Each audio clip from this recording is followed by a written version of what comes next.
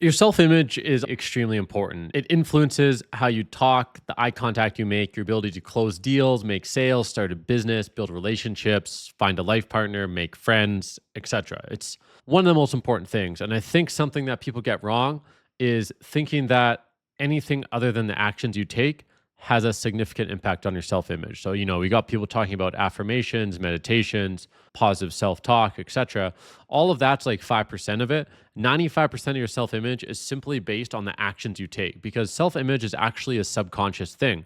And subconsciously, you believe who you are based on the actions you take. So if you go through a bunch of affirmations and a positive self talk, but then you waste your day playing video games and you don't have the courage to go up and say hi to the person you want to say hi to, you don't have the courage to quit the job you hate, those actions tell you that you're someone that lacks courage. And that becomes your self-image. It permutates everything that you do.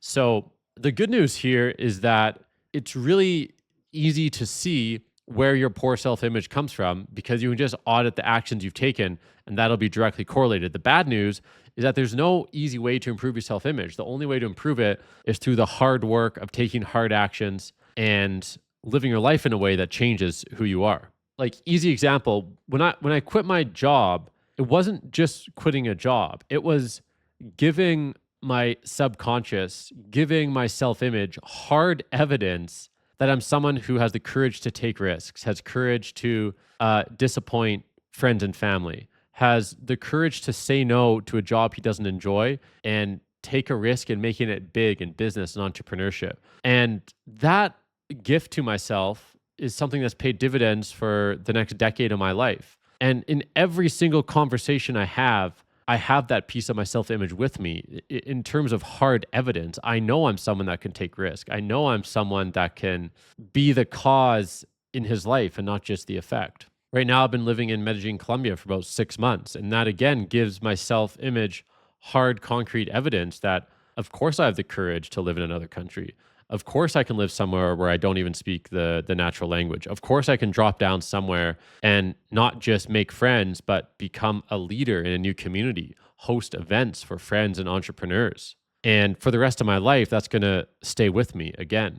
And it compounds on itself. Now, when new decisions cross my plate, I make those decisions and take actions from this place of a heightened self image. But all of the self talk and meditation, sure, that does help a little bit. I'm not saying you shouldn't do it, but it doesn't actually do that much. And this leads me to another point. It's that idea of the way you do one thing is the way you do everything. So if you allow yourself to stay in a bad situation of your own free will, that crushes your self image because you're feeding yourself this evidence that you're someone that doesn't even have the courage to walk away from a bad situation, whether it's a bad job, a bad business group, a bad group of friends, a bad relationship, a bad city, whatever it is. Every day you stay in it, it erodes your self confidence, it erodes your self image. So that's where this gets tricky is that you have to constantly be vigilant, not to allow yourself to act in an improper way, in a weak and cowardly way in any area of your life, because it's all connected.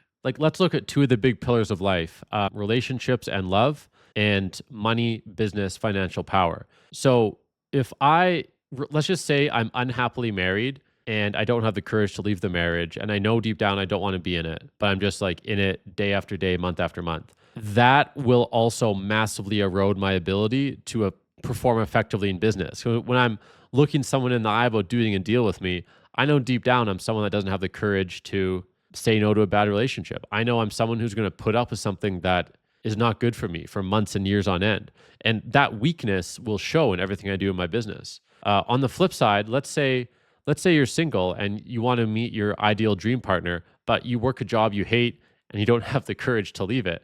You're not going to be able to look at a high quality man or woman across the table and with a straight face actually believe you deserve them when you're showing up without courage in your job and you're just someone that accepts being in a bad job, and you do that of your own free will. I mean, that's the thing, is that it's of your own free will. So you really have to audit all the areas of your life and make sure there's no areas where you're not showing up properly. I remember I thought to myself when I was working at my job in accounting that complaining is a complete waste of time, because I told myself every day I'm going to this job, I am choosing this job of my own free will. And no one is forcing me to go to work any day. I could quit any day I want and choose a different job. So the fact I'm choosing this job is strong evidence that this is the best opportunity I have. And of all the other possible opportunities, I'm choosing this one. And this is true for essentially anyone with any job, assuming you're not literally on like the poverty starvation line. And if you quit your job, you won't be able to eat. But 99% of people watching this video are not there. They do have the free will to leave their job, get a new job, etc. And you're choosing this. When I had that realization, first of all, I stopped complaining. Second of all, I even found gratitude for the job I didn't like. It's like, well, the fact I'm here it tells me this is the best option I have right now. And thirdly, and most importantly, I created my escape plan. 6 months later, I quit, started my business, etc. So that's it for this video. This was a good rant. Let me know what you think in the comments below. Until next time, I'll see you later.